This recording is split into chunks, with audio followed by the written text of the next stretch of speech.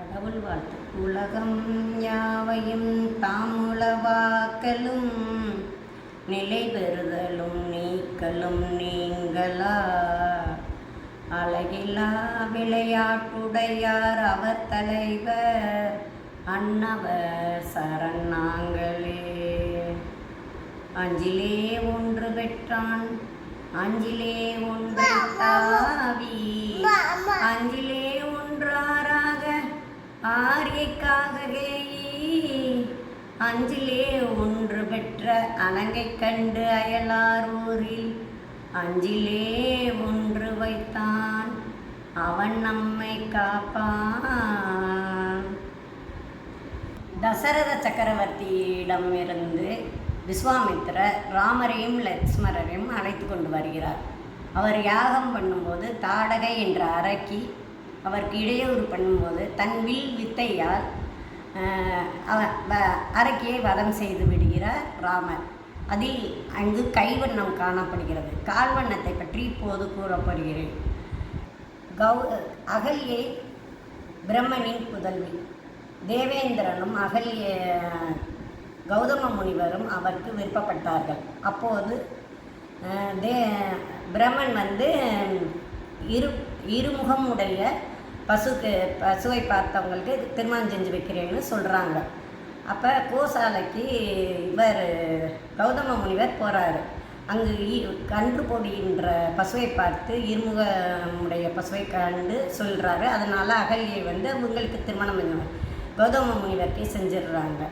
தேவேந்திரன் ஆசைப்பட்டதுனால அவருக்கு பண்ண முடியல. இருந்தாலும் அவருக்கு அகல்யை மேலே ரொம்ப ஆசையாக இருக்குது. அதனால் அவரோட குடிலுக்கு வர்றாரு. இவ பத்தினியாக முனிவருக்கு சிறந்த பத்தினியாக வாழ்ந்துக்கிட்டு இருக்காங்க அகல்யை.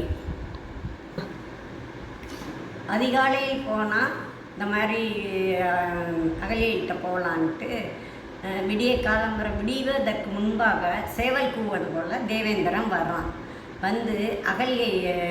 அகல்யைக்கு இது சேவல் கூவுறான். கூவினோன்னு கௌதம முனிவர் கங்கைக்கு நீராடி வழிபட செல்வதற்காக சென்று விடுகிறார். அப்போது கௌதம முனிவருக்கு தண்ணி சலசலப்பு இல்லாமல் இருக்கவும் ஏதோ சூழ்ச்சி நடந்து விட்டது என்று புரிந்து கொள்கிறார். தேவேந்திரன் அந்த நேரம் பார்த்து கௌதம முனி வேஷத்தில் உள்ளே போயிடுறாரு அந்த குடிலுக்குள்ளே. அப்போ பூவில் உள்ள வண்டு மாதிரி அவன் போனது வேறொரு ஆளுன்னு தெரிஞ்ச அகல்யே அதுக்கு இது பண்ணிடுறாங்க. கௌதம முனிவர் வேகமாக குடிலுக்கு வர்றாரு. வரையில் சாபம் விடுறாரு. இவன் பூனையாக மாறி வெளியே போயிடுறான். தேவேந்திரன்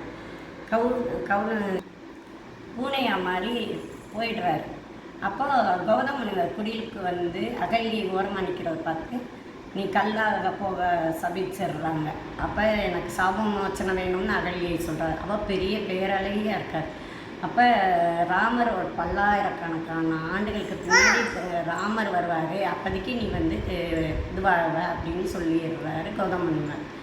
அப்போ அந்த வழியாக அழைச்சிட்டு வந்த விஸ்வாமித்திரர் ராமர் லக்ஷ்மணர் அந்த வழியாக வந்துக்கிட்டு இருக்காங்க. கல்லை பார்த்தோன்னா உன் திருவடிக்கு வேலை வந்துடுச்சு நீ பாருன்னு அவர் விஸ்வாமித்திரர் அங்கே நக்குள்ள சொல்கிறாரு. சொன்னோன்னே அவரோட கால் தூசிப்பட்டோன்னே அகல்யை பேரழகியாக பெண்ணாக மாறிடுறாங்க.